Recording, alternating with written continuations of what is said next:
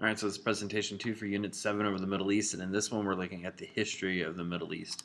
And this is much more brief than what we discussed with Europe. So the first part we'll look at is the religious history. So Islam, Judaism, and Christianity, again, coming out of this area. And I'm going to have to move some of the photos again so you can see everything. All right, so of course Judaism developed first about 1300 BC. It began first and spread around, and then the Romans eventually take over the region, and you do need to see this map for that. So the Romans do take over this region, and the Jews, of course, were in this area called Palestine at that time, before it was the nation of Israel, the state of Israel.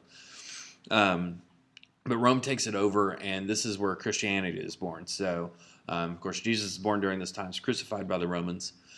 And then you see Christianity begin to spread throughout the Roman Empire, as well as the destruction, really, of the Jews for the most part. So the Romans come in 73 AD or CE, and this starts the Jewish diaspora. And diaspora basically means dispersion.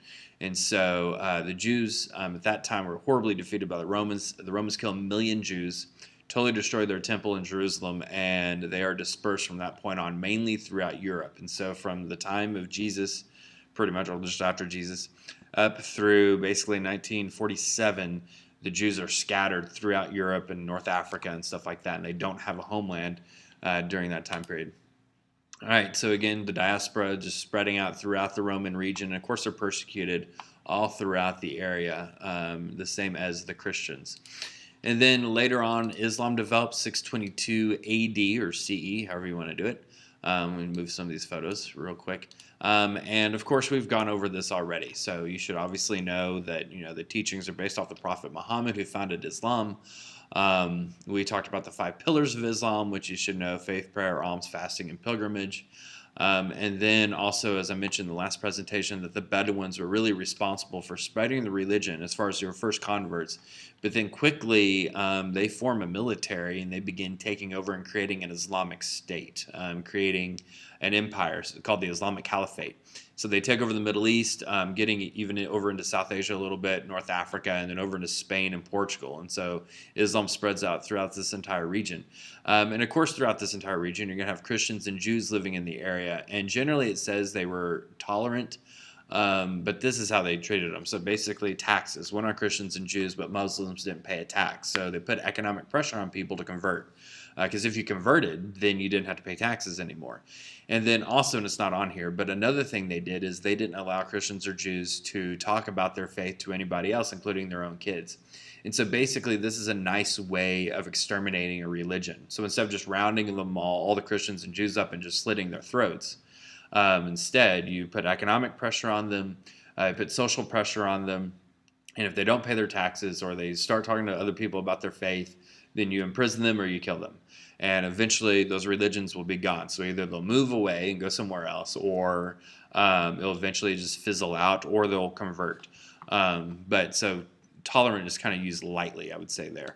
And then later on you get the Mongolian invasions. So I'm going to move this photo out of the way. So the Mongolian Empire is this entire region here. It's the largest continuous land empire in world history.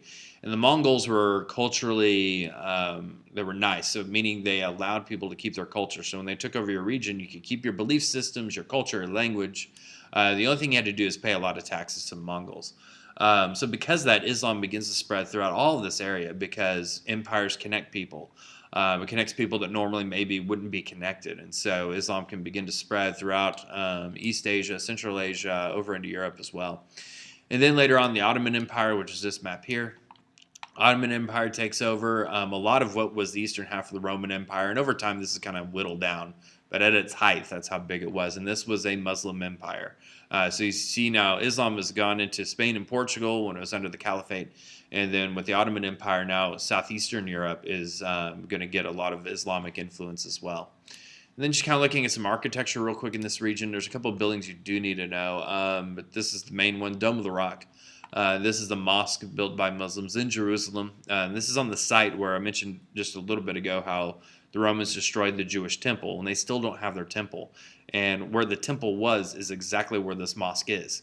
And so the Jews would love to have their temple back, and they would definitely prefer to have it right here. But there's a giant mosque in the way. So this was built, as you can see, 691. On the outside, there's just incredible mosaics as well. And then there's some other mosques you get into Turkey, the Sulman Mosque in Istanbul.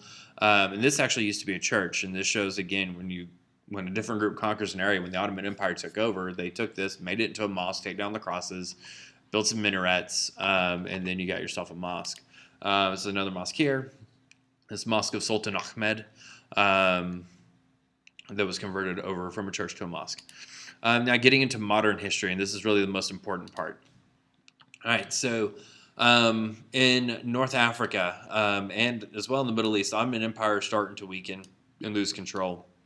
And so European countries, mainly the British, start colonizing this area and will begin colonizing the Middle East. And this creates that colonial relationship, which isn't going to go well between the Europeans and people in the Middle East. Suez Canal is also created at this time by the British. So again, Suez Canal is right there, connecting England over to India, making it a lot easier to get there. Because this was the most important colony to England, was India. And we'll talk about that when we get to South Asia. But point is, they need this canal, and they need control and make these colonies so they can control this canal and access to their colony. All right, and then again, the British, the French, the Italians, they all get into this area, start colonizing. This encourages a big income gap because basically this is a form of economic slavery. You take the people in these countries, you force them to work for you, you pay them very little.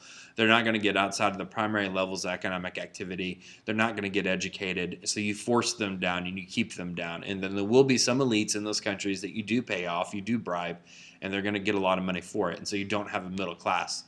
And they're still trying to recover from this as well. And then also now the colonies, the way the British acted with these colonies began to change a little bit. So they got a new name, started calling them protectorates, mainly because they would allow them some self-rule to an extent. A government that they could control, at least with some local matters. All right, then you get to World War I. And with this, and this is a key point here, World War I, the British are going to use their allies, their allies, but they're going to use their colonies to help them fight the enemy. And so they're going to tell people in their colonies in North Africa, the Middle East, and also over in India that, hey, if you fight for us and we win World War I, then we will give you independence. And so, of course, a lot of people go and fight, thinking the British are going to grant them independence when they win. And so the Allies end up winning, the British end up winning, but they renege on their promise. The only country that becomes independent is Turkey. But the rest of the Middle East and North Africa, not only do they stay colonies, but actually the grip on those colonies became tighter.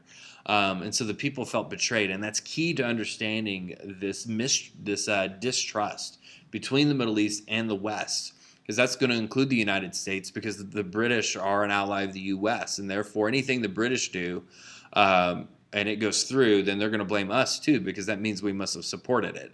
And so this just creates this big feeling of distrust between the West and the Middle East, which is only going to grow as you get further and further into the 20th century.